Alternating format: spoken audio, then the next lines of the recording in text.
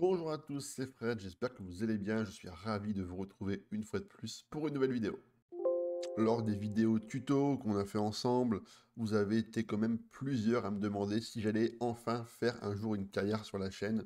Donc j'ai longtemps hésité parce que c'est compliqué pour moi parce que moi forcément mon équipe de cœur, comme vous le savez, c'est Lille et je connais les joueurs quasiment par cœur, donc forcément j'ai un affect avec eux et j'ai toujours du mal à me détacher sur une autre partie, ne connaissant pas les joueurs, ne connaissant pas forcément le club, j'ai vraiment du mal à m'attacher et je me suis dit bon allez, il faut quand même essayer de se lancer, de se diversifier un peu. J'ai donc réfléchi à un projet qui pourrait m'intéresser et aux différents critères qui pouvaient m'emballer pour la carrière. Du coup, j'ai sélectionné un club avec une forte valeur identitaire, une forte valeur régionale et surtout un club qui va me permettre de sortir des jeunes du centre de formation et de pouvoir faire émerger et de pouvoir faire grandir des jeunes issus du club. Et il n'y a pas beaucoup de clubs qui me laissent cette opportunité, donc j'ai choisi de faire une carrière avec vous sur la chaîne et on va partir du coup du côté de Bilbao pour commencer cette carrière ensemble. Donc en ce qui concerne le club, eh bien, on est pronostiqué par les bookmakers 7e. Donc normalement, on a un effectif et une équipe capable d'accrocher au moins, je pense, une place européenne pour cette première saison. On voit grâce au skin que j'ai installé qu'on a un très bon centre de formation, que les structures sont vraiment au top. Donc ça va vraiment permettre de pouvoir faire développer l'effectif actuel, mais aussi les jeunes joueurs issus des équipes B, C et les équipes U19. En termes d'infrastructure, on va jouer bien entendu au stade San Mamés, qui est extrêmement connu, qui a été construit récemment, puisqu'il a environ une dizaine d'années, 53 000 places, donc c'est excellent pour pouvoir attirer du monde pour le stade.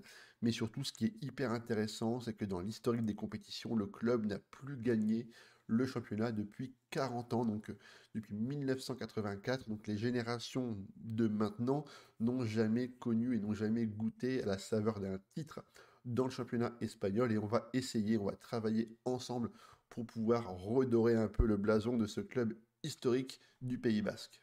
Dans la partie vision du club, donc on voit qu'on a deux objectifs qui ont été mis en place par les dirigeants. Le premier, c'est bien entendu le recrutement de joueurs basques uniquement. Bon, là, on va les trouver principalement grâce au centre de formation, mais aussi dans la partie recherche, on peut trier par la seconde nationalité pour essayer de débaucher, pourquoi pas, de trouver des joueurs d'autres clubs, mais des joueurs basques. Et aussi, un petit truc supplémentaire que je trouve plutôt rigolo, c'est de recruter des joueurs des clubs rivaux. Donc on va pas se priver, s'il y a des joueurs intéressants dans les clubs rivaux, on ira piocher dedans de façon à les affaiblir. Ça peut toujours être une stratégie intéressante. Bien entendu, s'il y a des joueurs qui viennent de pays divers et variés, j'aurai aucun problème à les recruter. On va quand même essayer de garder la tendance des joueurs basques espagnols au club. Mais moi, mon but dans mes parties, c'est d'aller chercher des joueurs inconnus, pas chers du tout, c'est de déceler les bons filons et les jeunes joueurs pour les faire progresser et justement de réussir à les intégrer au club. Donc on est parti pour cette base de recrutement et j'espère qu'on réussira dans la carrière à trouver et à former des joueurs plutôt sympas. On va donc commencer donc du coup l'analyse de l'effectif afin d'essayer de chercher les forces et les faiblesses de nos joueurs. On va donc se rendre dans la partie gauche de votre écran sur le plan effectif et dans rapport comparaison. Et là, on va pouvoir comparer la moyenne de nos joueurs avec la moyenne des autres joueurs de la Liga. Donc, pour la partie défensive, on a donc des joueurs qui sont extrêmement bons défensivement, puisqu'on est, je pense, parmi les meilleures défenses du championnat. Donc ça, c'est extrêmement important. On va avoir une solidité défensive qui est plutôt extrêmement intéressante. On va pouvoir s'appuyer dessus pour maîtriser justement le score et les résultats. Pour le milieu de terrain, eh bien, on a des joueurs qui sont plutôt bons. On a des joueurs qui ont une bonne vision du jeu, des bonnes passes. On a des joueurs qui sont bons en tacle, bons en technique et relativement bons en prise de décision.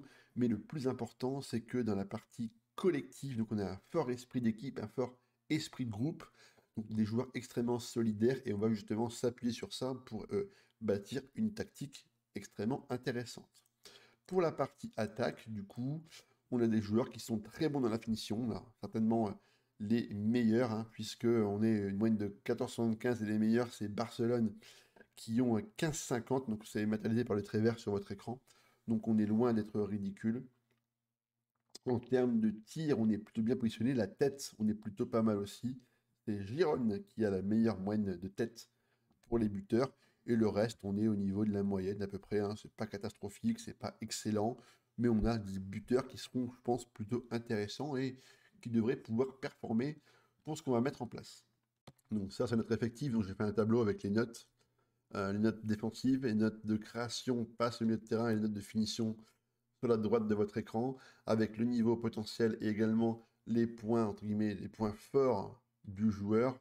Donc là, on voit que certains joueurs sont très bons dans l'esprit d'équipe. C'est ce qu'on a vu justement précédemment dans le tableau comparaison, c'est qu'on a une véritable identité des joueurs qui sont extrêmement solidaires entre eux.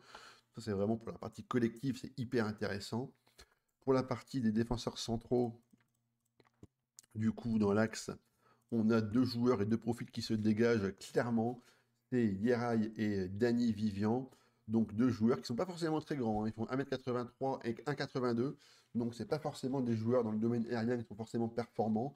Mais en termes de détente, on est sur 13 et 13. Donc c'est plutôt correct, hein. Donc on va vraiment s'appuyer sur eux pour la partie titulaire. En remplaçant, on aura Heitor Paredes, voilà, qui a un potentiel à 3 étoiles, 2,5. Ce sera un joueur de complément qu'on pourra utiliser. Donc on n'a pas vraiment de lacunes défensives. On a, on va dire, un bon remplaçant pour la partie centrale de l'axe de la défense. Pour le côté gauche, malheureusement, on a uniquement un seul joueur. On a Yuri, donc le fameux Yuri Berchiche qui jouait au PSG. Peut-être éventuellement remplacé par Inigo. Alors Inigo Lekwe, je ne sais pas comment on dit son nom, il est extrêmement polyvalent. Il peut jouer un peu à gauche, à droite, devant, derrière. Donc ça sera un peu le couteau suisse de l'effectif. Quand on aura besoin, on pourra l'utiliser. Côté droit de la défense, bien entendu, on a Oscar De Marcos qui est extrêmement connu, hein, c'est une véritable légende ici à l'Athletic Bilbao. Plein de caps en Espagne, donc c'est vraiment un joueur extrêmement complet qui sera concurrencé de encore Inigo qui est vraiment partout, hein. C'est le couteau suisse, c'est le Franck Beria de Bilbao. Pour la partie du coup milieu de terrain défensif et milieu de terrain dans l'axe, nous on va avoir un joueur extraordinaire, hein, puisque c'est Oyan Sunset, je pense qu'on prononce comme ça, qui est le meilleur joueur de l'équipe. À 23 ans, il est en pleine possession de ses moyens, c'est un joueur qui est extrêmement intelligent, puisqu'on voit qu'en termes de technique, décision, vista, passe, dribble, il est extrêmement complet, donc c'est vraiment un joueur extrêmement important au sein de la tactique. À côté de lui, on aura du coup Inigo Ruiz de Galarreta, donc un jeune joueur de 30 ans, enfin un jeune joueur de 30 ans, un joueur de 30 ans, qui a encore certainement des bonnes années devant lui, un joueur extrêmement aussi intelligent, hein, puisque un bon QI football, puisqu'on voit que en termes de notes, il est extrêmement présent. En termes par contre de capacité physique, c'est correct, hein, 12 et 13, c'est pas mal. Par contre, finition, c'est moyen. Finition appel de balle, c'est pas terrible. On fera avec, hein, on s'en sortira.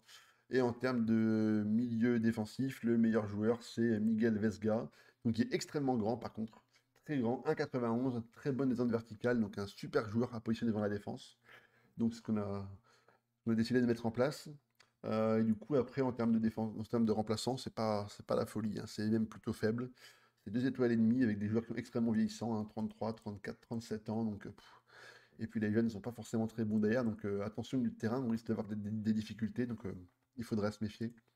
Et par contre, du coup, sur la partie milieu offensif attaquant, donc axe droite et côté, le meilleur joueur, du coup, c'est Iñaki Williams qui sera notre buteur, puisqu'en termes de vitesse accélération, il va vraiment apporter énormément de profondeur et de verticalité. Donc là, c'est vraiment top. À gauche, on aura Iker Muniain, qui est au club depuis maintenant des années et qu'on connaît tous dans le football.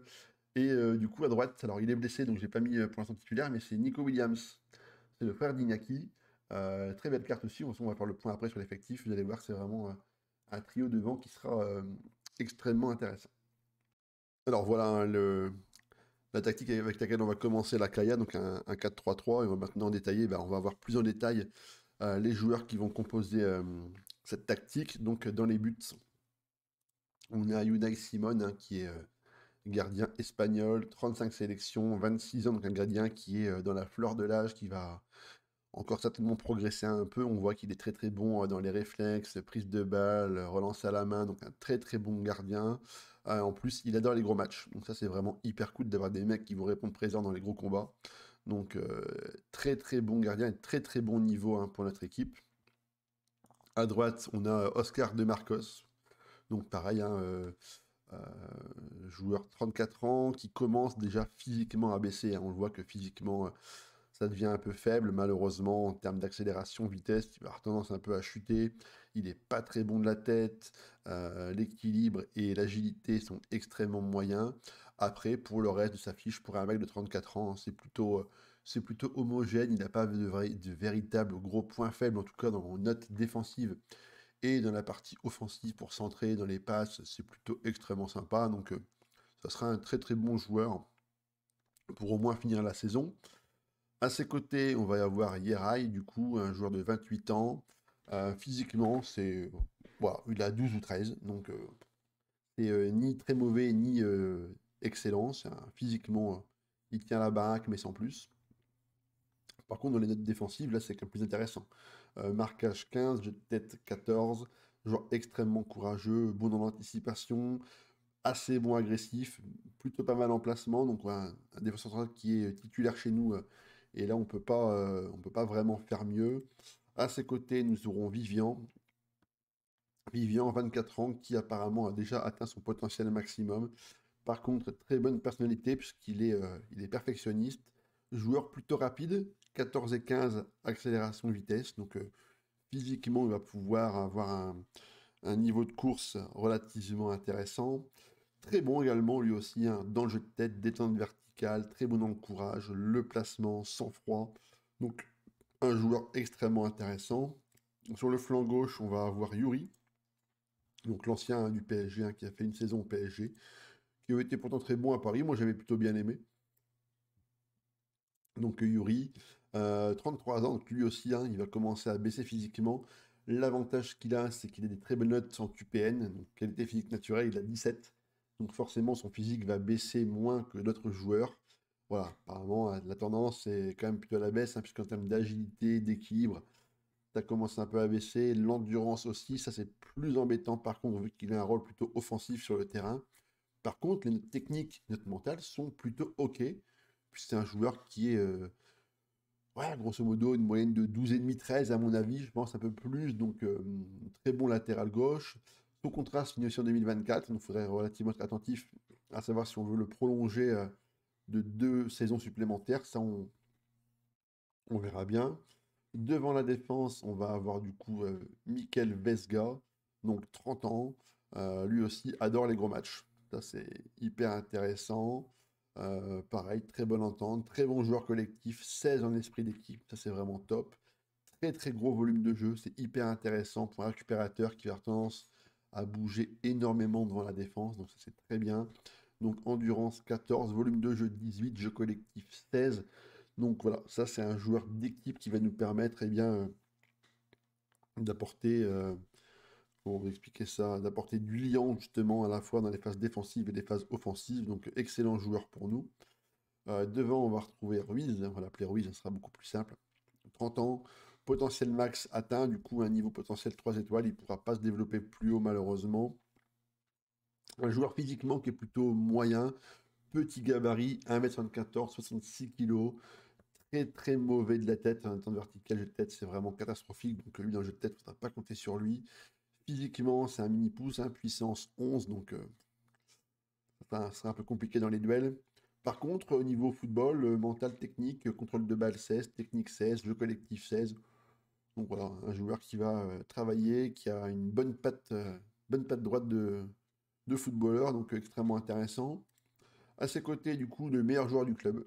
Voilà, Owai Sunset, joueur donc de 23 ans, donc qui est en pleine possession de ses moyens et en plein développement encore. Donc du coup, formé à Bilbao, donc top pour nous. Physiquement, c'est très bon. Accélération, vitesse, 14. Donc un joueur extrêmement rapide et vif. Un joueur agressif, très bon contrôle de balle, inspiration, passe, technique, dribble et finition, parce qu'il va jouer en milieu axial attaque. Donc ça sera un joueur qui va avoir tendance à se projeter énormément dans la surface pour créer ou pour pouvoir conclure des occasions. Donc voilà, le meilleur joueur de l'équipe. Donc on va vraiment pouvoir compter et surtout s'appuyer sur lui. À gauche, on va avoir du coup Iker Muniain, 30 ans, 2 sélections en équipe espagnole. Voilà, un joueur qui est plutôt rapide. Donc accélération, vitesse, c'est plutôt OK. Il va jouer attaquant intérieur, donc finition 11. Bon, c'est pas terrible, mais c'est vraiment son poste de prédilection. Donc on va vraiment le mettre vraiment dans les meilleures conditions. Un joueur très bon en agilité équilibre, donc il tient bien sur les jambes. Petit gabarit, 1m66. En plus, il repique dans l'axe, donc c'est vraiment la position parfaite pour lui. À droite, on va avoir Nico Williams, donc un joueur en plein développement. Il a 21 ans, espagnol. Par contre, attention aux blessures, il est souvent blessé. Potentiel, peut-être 5 étoiles, au moins 4, mais peut-être 5, on ne sait pas encore. Donc on espère atteindre ce niveau. Il va jouer en position d'ailier, donc il est extrêmement rapide, donc très bon vif, accélération, vitesse au top. Il a un bon volume de jeu, très bon appel de balle, les centres, contrôle de balle, dribble, technique, c'est ok, super. Donc je pense qu'il va vraiment nous faire une très bonne saison. Et en pointe, on va avoir du coup Iñaki Williams qui va venir compléter le trio offensif. Donc très bon gabarit, Iñaki Williams, 1m86, 80 kg, très rapide pour un grand joueur, donc ça c'est extrêmement rare et c'est hyper intéressant. Puissance 13, agressivité il a 10, donc attaquant de pressing c'était un peu compliqué, du coup j'ai préféré l'attaquant complet, qui va pouvoir un peu décrocher, faire des passes, il n'était pas trop mauvais collectivement, donc voilà, on a ce genre de joueur et ça sera forcément le titulaire indiscutable au sein de notre ligne d'attaque. Maintenant, donc, on va faire un petit point tactique justement pour vous montrer ce que j'ai voulu mettre en place tactiquement pour l'effectif. Donc j'ai privilégié du coup un GGN Press personnalisé, donc une tactique plutôt offensive et assez agressive. Donc la mentalité est offensive, de façon à laisser aux joueurs l'opportunité de prendre plus de risques, du coup, aussi bien dans les tirs que dans les déplacements, que dans le positionnement. Donc je veux des joueurs qui soient plutôt libres, donc d'avoir entre guillemets plus de responsabilités. Donc qui dit plus de risques dit aussi forcément être parfois plus en difficulté en défense. Donc c'est le compromis que j'ai choisi d'avoir, donc essayer de marquer plus de buts, mais forcément je vais en prendre un peu plus. Donc on pourra également adapter aussi en cours de match, hein, si on voit qu'on vraiment il y a un 0 que c'est un peu serré, on va serrer un peu les fesses, on va peut-être passer en équilibré, donc pour essayer de verrouiller un peu tout ça et de limiter les risques et de prendre le bouillon en fin de match. Donc pour le gardien, j'ai mis un gardien libéraux attaque, parce que Unai Simon est extrêmement bon dans la relance, donc je veux pouvoir profiter de ses qualités de très bons gardiens pour être un des premiers relanceurs de l'équipe, donc de pouvoir monter un peu plus haut sur le terrain quand on aura la balle, de façon à pouvoir relancer rapidement s'il y a besoin. À droite, on aura De Marcos avec le poste classique derrière latéral soutien. J'aurais pu le mettre un rôle plus offensif, mais comme on l'a vu tout à l'heure, malheureusement sa fiche, il commence à décliner un peu, il vieillit, donc forcément physiquement, il n'aura peut-être pas le coffre pour pouvoir faire 90 minutes à plein badin, donc j'ai essayé de limiter un peu son apport offensif pour le restreindre un peu et lui donner voilà, une stabilité plus défensive pour maintenir un peu sa forme de façon régulière. À gauche, j'ai Yuri, donc lui, il va jouer en loft, donc on a vu un joueur extrêmement complet, bon dans les passes, très bon centreur, donc on va profiter justement de ses qualités techniques, ses qualités mentales pour apporter du jeu, de la créativité et des passes sur le flanc gauche. Dans la défense centrale, j'ai mis 2 DC classiques, 2 DC défense. Donc leur but, eux, c'est dès qu'ils ont la balle, de passer, de recycler la balle proprement aux joueurs qui seront à leur côté ou devant. Donc de ne pas prendre de risques inutiles en montant balle au pied, parce que techniquement, c'est pas forcément très bon, donc on va éviter les dribbles sur les joueurs adverses. Surtout qu'en Espagne, il y a quand même des équipes extrêmement agressives, donc on va éviter les prises de risques inutiles. Devant la défense, on a Vesga qui va occuper le poste de milieu récupérateur défense. Donc je voulais un joueur qui soit extrêmement défensif devant nos deux centraux. Donc son point fort, c'est le jeu collectif, l'endurance, l'agressivité, volume de jeu. Donc lui, il va vraiment avoir tendance à harceler les joueurs adverses en phase défensive. À ses côtés, à gauche, on aura Ruiz avec une position de MJA, donc un meneur de jeu avancé en tâche soutien. Donc lui, ça va être justement de pouvoir déclencher avec un petit supplément, d'être un des premiers créateurs de l'équipe. Voilà, en gros, il aura les clés pour récupérer la balle, prendre le ballon, monter balle au pied et ensuite créer du jeu.